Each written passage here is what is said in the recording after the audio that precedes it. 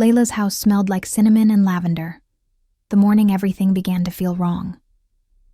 Her mother hummed softly, braiding her older sister Alia's hair, while Alia scrolled through her phone, barely paying attention. Layla watched from the hallway, hugging her books to her chest. Her mother's fingers never braided her hair like that. She couldn't remember the last time she'd been touched with that kind of gentleness. Alia was 17, beautiful in the effortless way some people just were. Soft curls, delicate dimples, grades that made adults look proud. Layla was only 15, a bit quieter, a little shy, often swallowed by school halls and voices louder than hers. She tried to tell herself it didn't matter, but every whisper in the house seemed to say otherwise. "Alia, you're amazing." Her father beamed as she passed by, adjusting his tie. "Another A on your report?" Alia mumbled, barely looking up. "Our star," her mother added, pressing a kiss to her daughter's forehead. When Layla stepped into the kitchen, the warmth evaporated. Her mother glanced up, quickly, like she hadn't expected her to exist. "You're late," she said coldly. "Hurry up and grab toast." The tone felt like a slap, always cold with her, always warm with Alia. Layla forced a small smile. "Morning." No one answered. At school, the difference continued. Teachers adored Alia, praising her essays, her voice, her presence. Layla was often the background student, polite, quiet, unnoticed. She did her homework, got decent grades, never caused trouble. But nothing sparkled enough to catch anyone's attention. She tried. She really did. She practiced singing sometimes, alone in her room, imagining applause. But her voice cracked, uncertain, nervous. She avoided talent shows. She feared comparisons. At dinner that night, the favorite daughter shadow grew darker. Alia got invited to the regional academic competition. Her mother bragged proudly. "We'll take her this weekend." "What about me?" Layla asked carefully. Her father blinked, confused. "What about you?" "I have a science fair," she murmured. "I was hoping you could come see." "Next time," her mother cut, not even looking up. "Alia needs us." Next time never came. Slowly, something inside Layla began to harden. Anger flickered like a tiny flame. She tried hiding it under pillows, under schoolwork, under fake smiles. But the flame grew.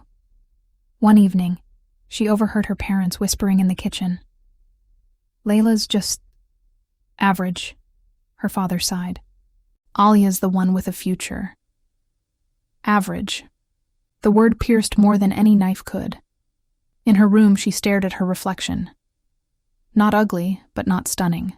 Not brilliant, but not stupid. She wasn't anything enough. She needed attention. She needed something bold, something insane. So she decided to change. She cut her hair first. Short, messy, chaotic. She dyed streaks crimson. Her mother gasped, horrified. Her father demanded she fix it. But at school, heads turned. "Whoa, Layla," students whispered. Kira, a popular girl, complimented her. Boys noticed. Girls whispered. Rumors bloomed. Attention tasted sweet.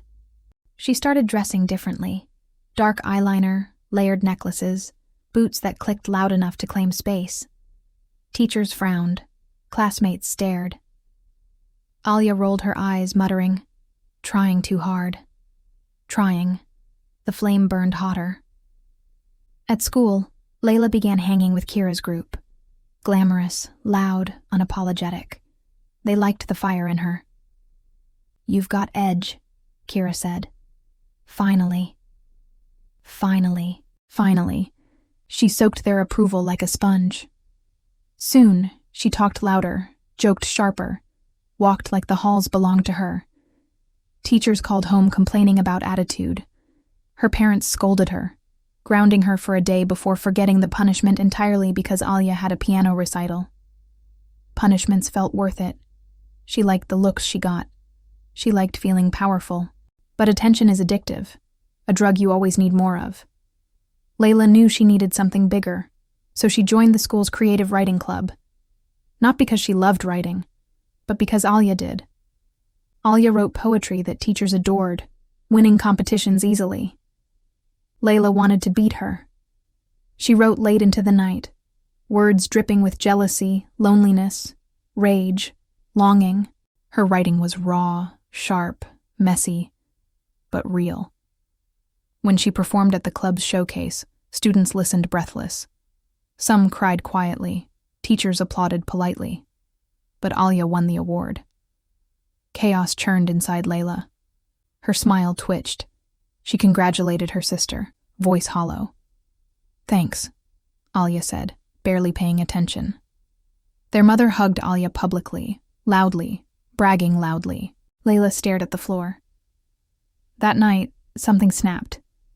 Attention wasn't something you asked for. It was something you seized. The next week, she pulled Kira aside.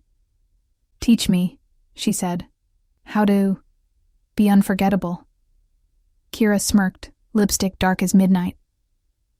"Unforgettable," she repeated. "You sure?"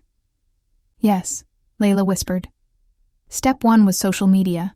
Kira filmed her doing harmless pranks, dancing confidently, cracking jokes. Views exploded. Comments adored her style. Classmates stared in the hallways. Step 2 was mystery. She stopped wearing obvious clothes. She pierced her nose secretly. She avoided smiling too easily. People whispered. They wanted to know more. Step 3 was chaos. Kira suggested something bold, something stupid, but attention-winning. Sneaking into the teacher's lounge at lunch. Harmless mischief. Laila hesitated, but the flame pushed her. They snuck in, filmed a silly dance, replaced sugar with salt in coffee jars. Teachers found out quickly. Laughter and fury clashed. School rumors exploded.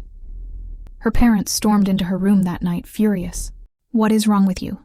her father snapped. "She's acting out for attention," her mother hissed. "Maybe because you only look at Alia," Laila shouted back, voice cracking. They stared at her as though they'd never seen her. Alia watched from the stairs silently, eyes unreadable. Punishment was harsh this time. Phone taken. Grounded for weeks. Privileges revoked, but Laila smiled bitterly. They finally saw her. Attention, even negative, was addictive. But inside, loneliness gnawed deeper. Kira's group liked her rebellion, not her reality. They didn't ask how she felt.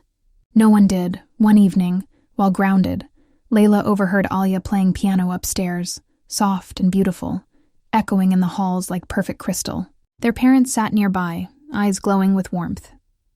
Layla's chest tightened painfully. Jealousy rose like acid. She stomped to her room, screamed into her pillow, and wrote a furious poem that tasted like blood. The next day, staring at herself in the mirror, she whispered, "I refuse to disappear." So she joined drama club, something Alia didn't do. Auditions were intense, students were talented. But Laila poured heartbreak into the script, voice cracking with rawness. She got the lead role. Alia barely reacted. "Good for you," she mumbled, scrolling her phone. Their parents smiled politely but didn't come to rehearsals. Opening night arrived. Seats filled. The stage lights blinded beautifully. Laila performed like her chest held a burning star. She cried on stage, voice shaking with real emotions. The audience wept with her. After curtain call, strangers hugged her. Teachers praised her. Kira screamed proudly. But her parents didn't come. They'd gone to Alia's chess tournament. Laila walked home alone in costume, mascara smudging. She entered quietly, finding them celebrating Alia's trophy in the living room. No one asked how the play went. No one noticed the dried tears on her cheeks. She climbed to her room, slammed the door, and broke down, clutching the award flowers from strangers. Why wasn't she enough? She stopped wanting attention. She needed it. She spiraled deeper. She skipped classes, stayed out late, smoked cheap cigarettes behind the gym. Teachers called home again. Her parents screamed. Alia listened from the stairs again. That night, while the house slept, Laila walked into the backyard and screamed quietly at the stars. Tears soaked her shirt. She didn't know why she hurt so much. But attention came, from unexpected places. Alia's door opened slowly. She stepped outside and sat beside Laila quietly. "Why are you doing this?" Alia whispered. Layla's throat tightened. "Because no one sees me." Alia stared at the grass. "I see you," Laila laughed, bitter and sharp. "You barely look at me. Mom and Dad," Alia began softly. "They expect everything from me. I'm not happy. I'm drowning." Laila blinked. Alia looked fragile, scared. "They compare me to you too," Alia whispered. "They want you to be perfect. I'm scared they'll stop loving me if I mess up." Silence settled between them, heavy and heartbreaking. For the first time, Laila saw her sister not as an enemy, but as another victim. Their parents adored Alia because she fit the narrative better, not because she loved being perfect. Alia held her knees. "I didn't know you were hurting like this." Laila swallowed her pride. "I didn't know you were either." For a moment, sisters sat under stars, sharing wounds they never voiced. But healing wasn't instant. The next weeks were complicated. Laila still rebelled. Alia tried to help sometimes, sneaking her cookies, leaving small notes that said, "You did great today, and you matter." Tiny cracks in the rivalry. Their parents noticed small changes. They questioned Alia. "Why are you defending her?" Alia didn't answer. Rumors swirled at school. Kira drifted away, annoyed that Laila wasn't edgy enough anymore. Popular boys stopped texting. Drama died. Silence returned. Laila felt strange, calmer yet lost. She didn't crave chaos anymore. She craved something else. Love. Identity. One afternoon, she found a group quietly writing poems under a tree. They welcomed her kindly, offering snacks and soft smiles. They praised her writing genuinely. She shared her darkest poem, about attention, loneliness, invisibility. They listened. Really listened, and one boy named Rami offered gentle advice. Attention fades. Authenticity stays. His words stuck. Slowly, Laila shifted. She dyed her hair back, softened her makeup. She joined open mic nights, singing trembling songs of loneliness. Crowds snapped fingers, eyes glistening. Her parents still ignored the change, but Alia didn't. She came to every performance quietly, hugging Laila afterward. "You were stunning," she'd whisper. One night, their father found the programs in Alia's backpack. He stared at the dates. "You saw her sing?" Alia nodded gently. "We should have gone," he whispered. Their mother frowned. "She's manipulating." Alia stood tall. "No, she's blooming." Their mother froze, stunned. The next open mic night, Laila stepped onto the stage nervously and gasped. Her parents were there, front row, silent, watching. Her voice trembled at first, then steadied.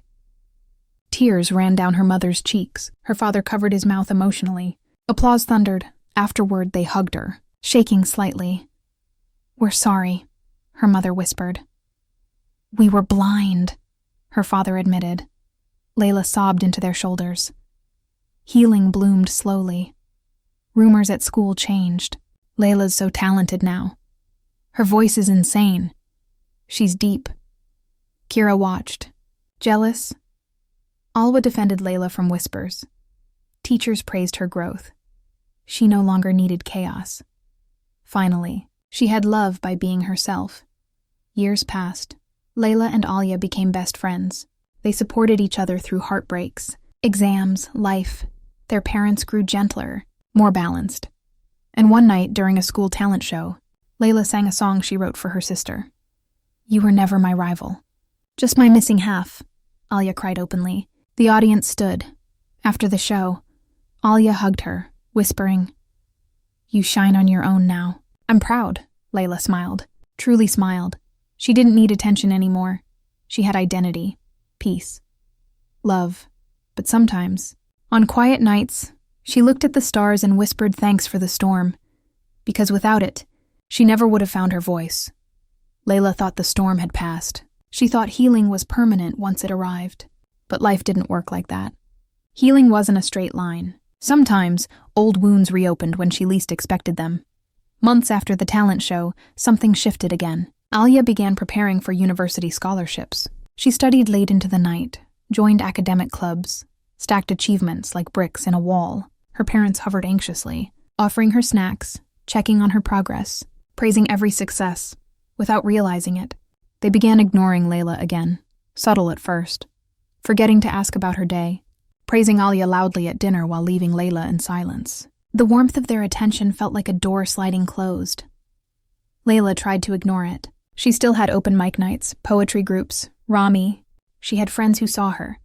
But the house began to echo again with favoritism disguised as concern. One evening, she overheard her parents whispering. "Alia's our chance," her mother murmured. "She can get into a prestigious university. Laila is creative," her father replied vaguely. "She can find her own path." Creative was a gentle word, but delivered like a dismissal. The flame she thought had died sparked again. Not rage like before, but sadness that tasted like metal on her tongue. She curled into bed that night, hugging her pillow and reminding herself she mattered. The next day at school, Kira approached with a smirk. "Heard Alia's applying to Ivy League universities," she said. "Guess you lost the spotlight again." The words sliced deep. Kira knew exactly where to stab. "Not everything's a competition," Laila muttered. Kira laughed coldly. "Easy to say when you lose." Rami found her afterward sitting alone behind the bleachers, tears pressed back behind clenched teeth. "You okay?" he asked gently. She shook her head. "Why is everything measured against her? Why do I disappear every time she succeeds?" Rami sat beside her quietly. "Because that's the story they chose. You just have to write a louder one." "I'm tired of being loud," Laila whispered. "I just want to be seen." Rami placed a hand on hers. Just a touch. Nothing romantic, but grounding. "You're seen by the right people." That helped. A little. But at home, the storm built. One Saturday morning, Alia received acceptance letters. Her parents screamed in joy, hugging her, lifting her off the floor. Balloons, cake. Celebration erupted instantly.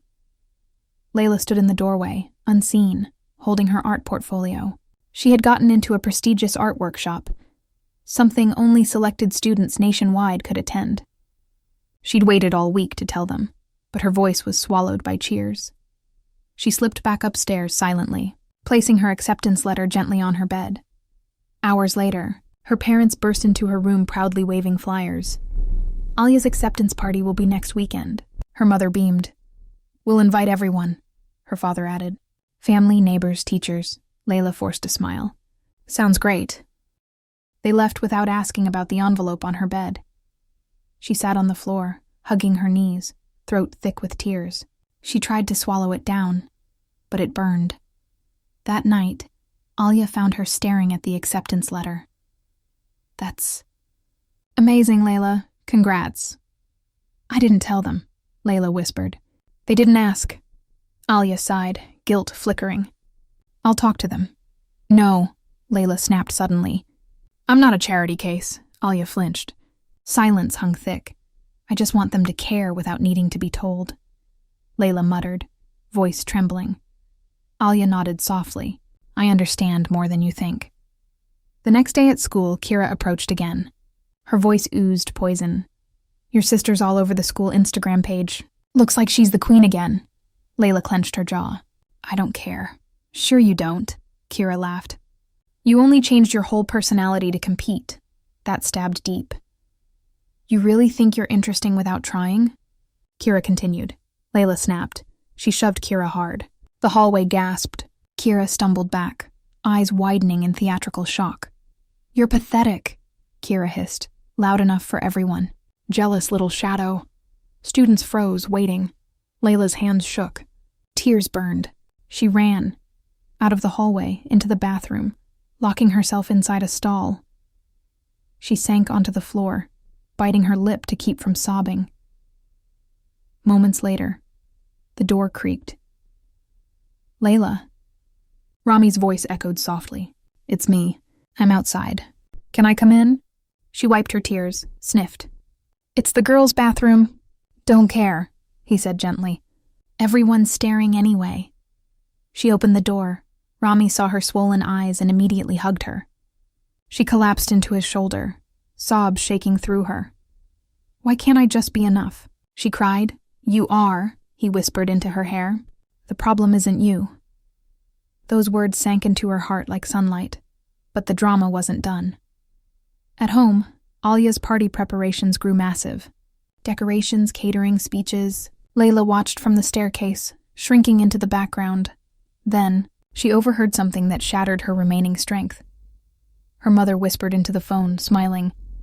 "Yes, Alia is our pride. Laila, she's still trying to find her thing. Still trying. Still less. Still invisible." That night, after everyone slept, Laila stared at her mirror again. Her reflection looked fragile, eyes dim. She whispered to the empty room. Maybe invisible people have to become unforgettable. And she did something reckless. She printed dozens of copies of her art, poems, and songs.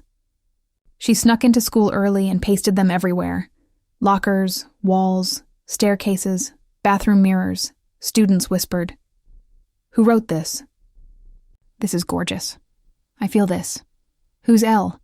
She didn't sign her full name, just the letter L. For 3 days, mystery coated the halls like fog. Students traded rumors. Teachers collected copies. The local newspaper asked to interview the anonymous poet. Attention returned. Good attention. Kira fumed. "Admit it's you." She confronted in the courtyard. "Prove it," Laila replied calmly. Students around them laughed softly. Rumors swirled that it might be Alia, enlarging the tension. The principal announced an assembly to honor the anonymous artist. Excitement exploded. During the assembly, a teacher asked shyly, "Whoever you are, please come forward."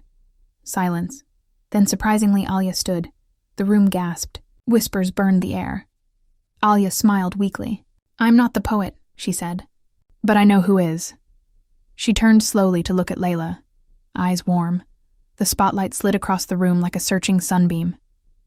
Students stared. Laila felt her heart pounding. She stood slowly shaking. Gasps rippled. Teachers stopped breathing. "It's me," she whispered. The auditorium erupted with applause. thunderous, breathtaking. People cheered, stood, clapped until palms hurt. Kira's jaw dropped, furious.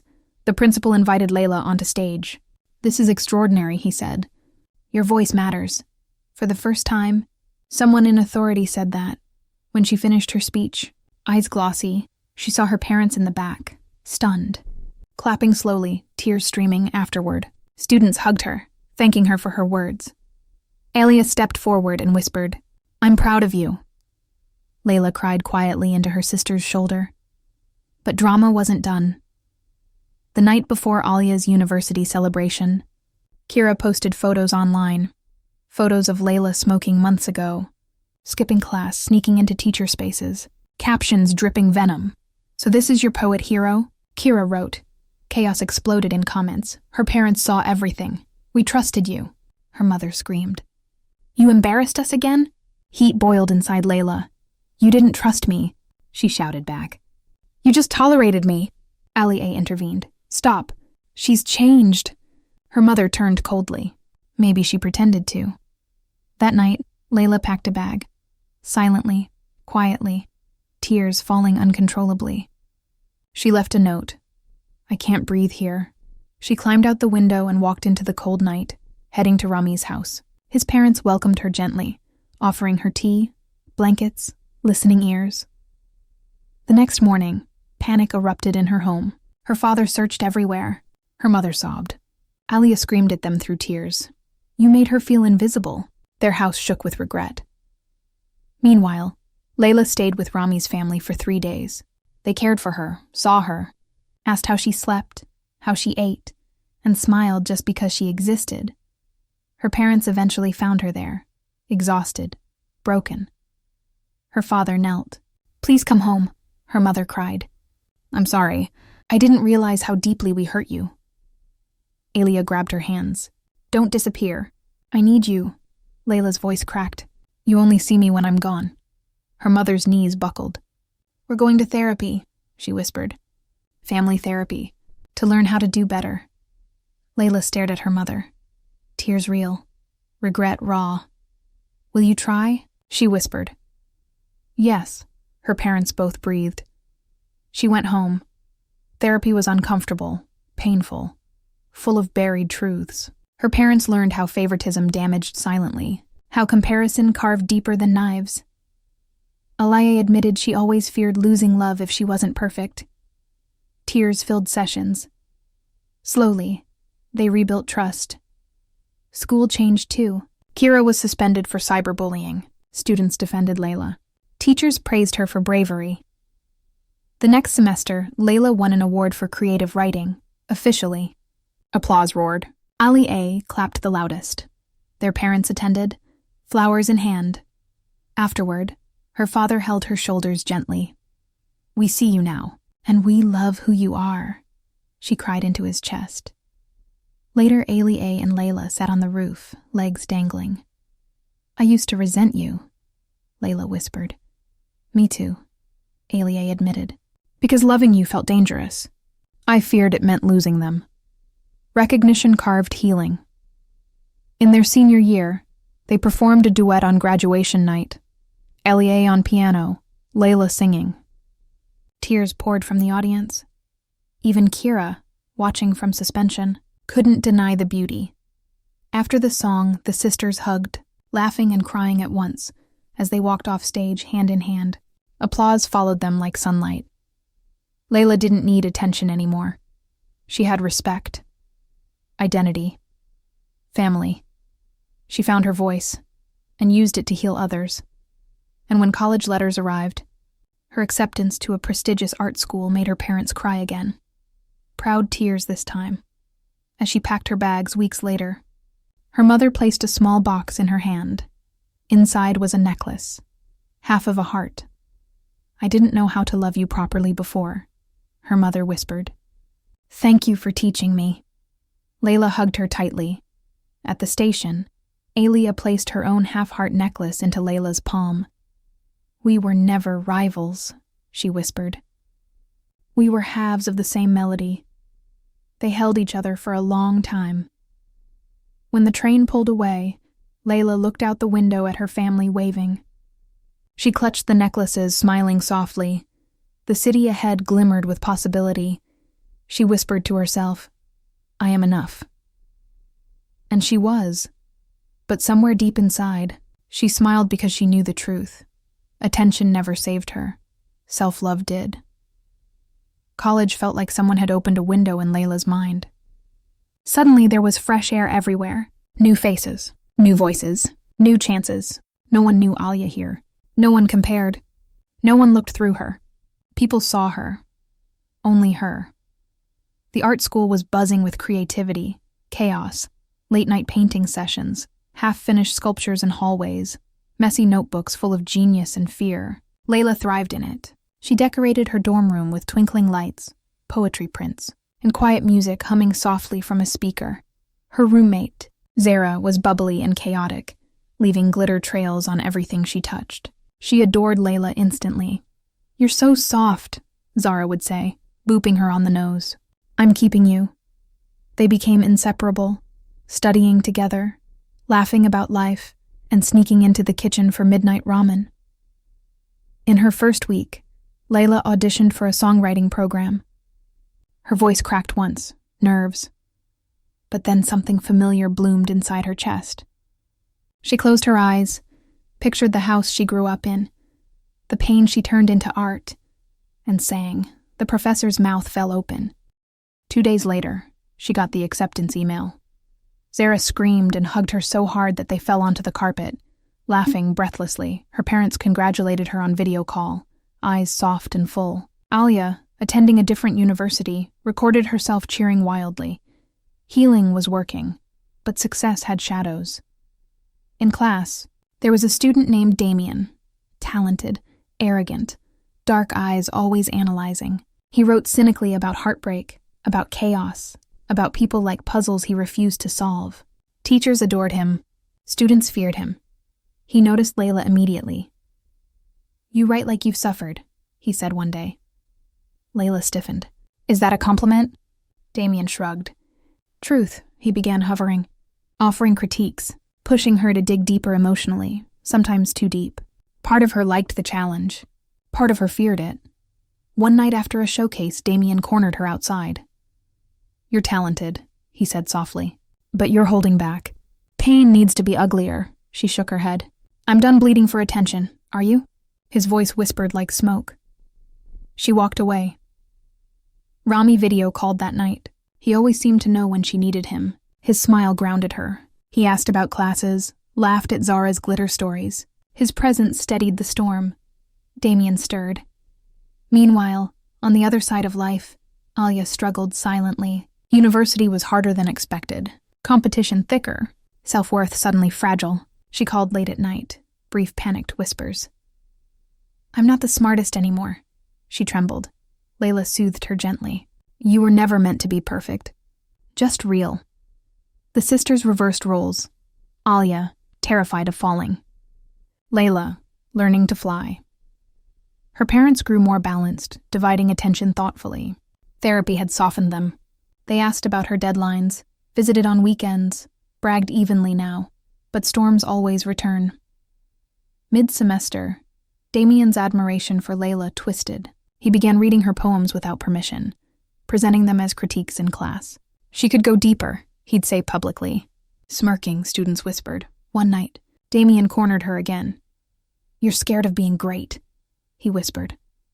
"I'm not," she snapped. "Then prove it. Write something brutal, honest, destroy yourself on the page." She shoved him away. "I don't owe you my suffering." His eyes darkened. "Everyone's watching you, Laila. You'll fade if you stay safe." Those words sank claws into old wounds. The next week, she wrote a song so raw it hurt to breathe. When she performed it, the room froze, stunned, horrified, heartbroken. Applause thundered. Teachers praised her. Damien smirked. But she cried silently later, clutching her chest. The song reopened scars she thought had healed. Zara found her trembling. "Who forced you to bleed like that?" she asked softly. Laila couldn't answer. She took a break from Damien, avoided his glances, ignored his texts. He grew angrier, quieter, colder. Meanwhile, something bright bloomed in her life. A scholarship invitation to represent the school in a national competition for young artists. She was stunned, honored, terrified. She practiced for weeks, pouring emotion into every word, every note. Rami listened over calls, giving feedback and jokes to ease the pressure. The competition arrived in a massive theater in another city. Banners, spotlights, talent buzzing like electricity. Contestants whispered nervously, clutching sheet music. Laila sat backstage, hands shaking, clutching the half-heart necklace her mother gave her. "You earned this," Zara whispered through video call. "Now go show them." Her name was called. She stepped into the blinding light and saw hundreds of faces. Panic rippled through her. But then, she pictured Alia cheering, her parents hugging, Rami smiling, herself screaming into pillows as a child because no one saw her. She exhaled and sang. Her voice cracked once, then soared. Pain, love, healing, all braided into melody. Strangers wiped tears. Judges leaned forward. When she finished, silence reigned. Then thunder. Standing ovation. She trembled, bowing shakily. Backstage, someone grabbed her arm. "Damien! That should have been me!" he hissed, jealous swirling. She yanked free. "This was never a competition. With you?" He spit. "Everything's a competition." Security separated them. Damien stormed off, fury simmering. Laila placed second that night. Not first, but celebrated. Cameras swirled. Interviews flowed. Agents offered cards. Her parents found her backstage, crying into their arms. "You shined?" her mother whispered. "We're so proud," her father said, voice shaking, and for once, they meant it evenly. When she returned home for break, the city felt smaller, quieter. Nostalgia soaked everything, but so did change. Kira approached her at a cafe, eyes strangely soft. "Hey," Kira said quietly. Laila stiffened. "What do you want?" Kira swallowed. "Real apology." Laila blinked. Kira continued, voice trembling. "I was jealous. I thought you taking attention meant losing mine. I was cruel. I spread hate because I hated myself." Layla's chest softened. "I forgive you," she whispered. Kira cried quietly into her hands. "Thank you." Life was full of unexpected closure. Back at school, Damien spiraled. Skipped classes, whispered in corners. Teachers worried. Rumors swarmed. He was copying student work, manipulating others. Eventually, he got caught submitting someone's poem as his own. Expelled, drama swirled. But Laila avoided the chaos. She focused on her growth, her art, her healing. One day, she received an email from a famous producer offering mentorship. She nearly dropped her phone. Widening opportunity terrified her. "I can't," she whispered into the phone that night. "What if I fail?" Rami replied gently.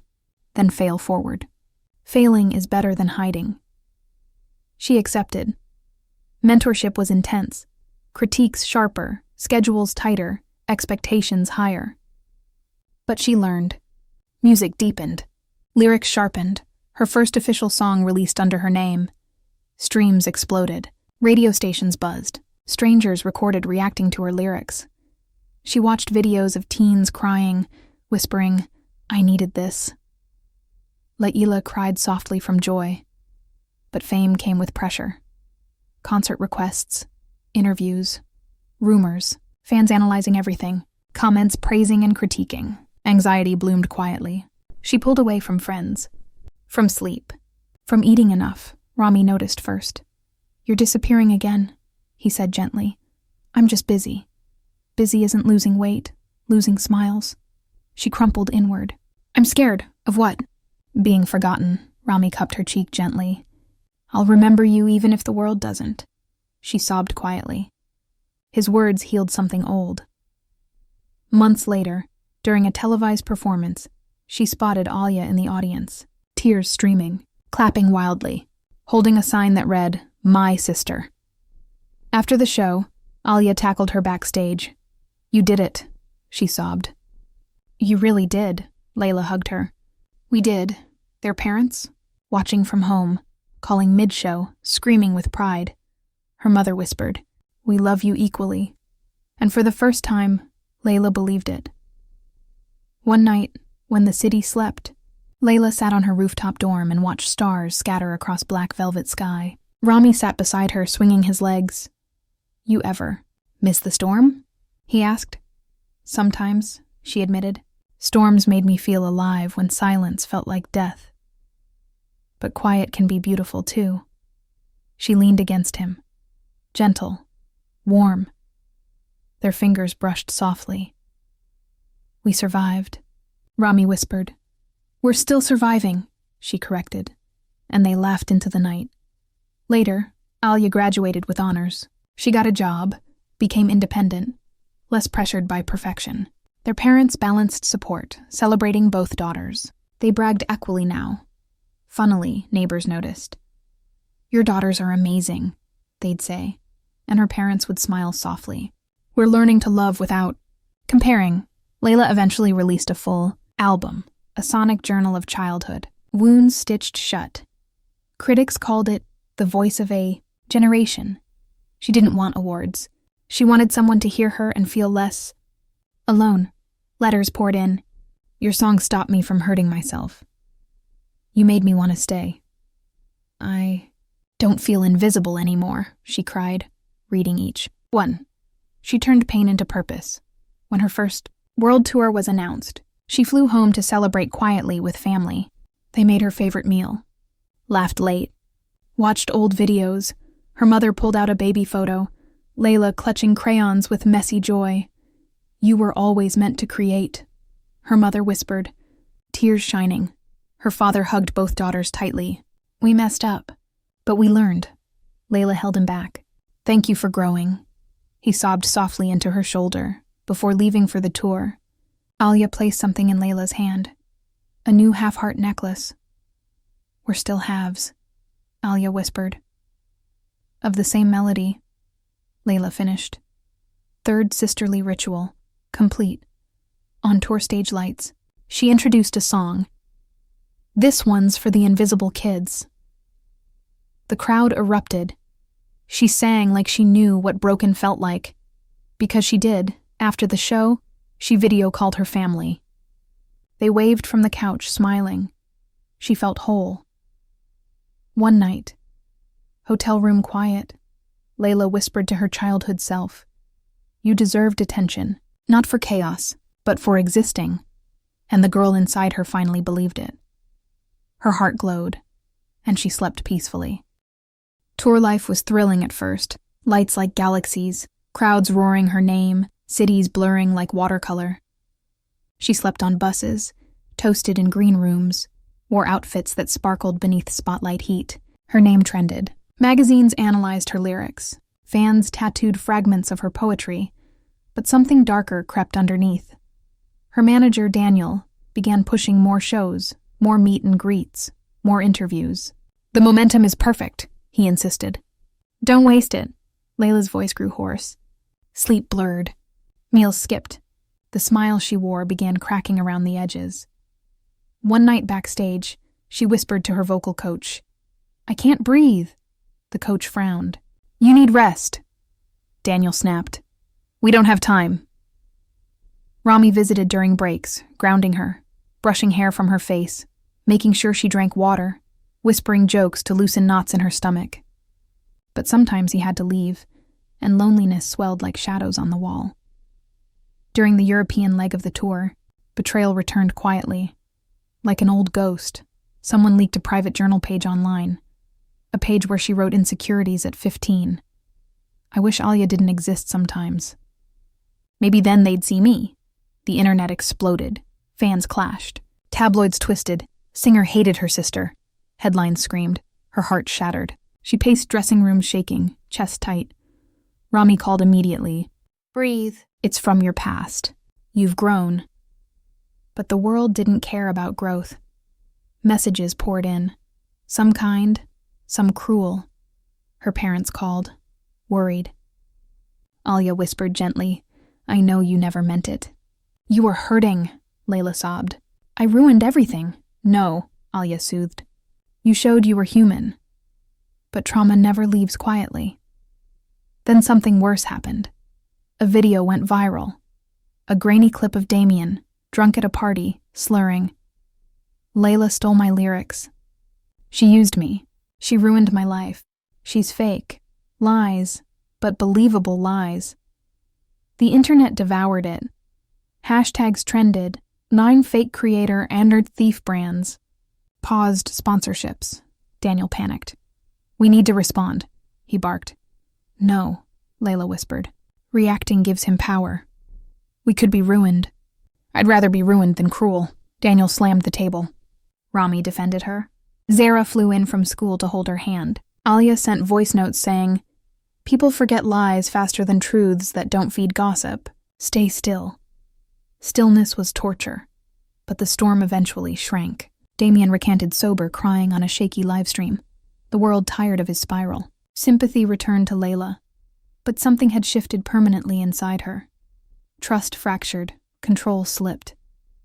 On stage one night, mid-song, she froze. The world blurred. Her heartbeat hammered. She forgot the next lyric. The band kept playing, audience waiting, confused.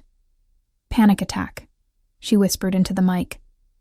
"I'm sorry," then ran backstage, collapsing. Paramedics hovered.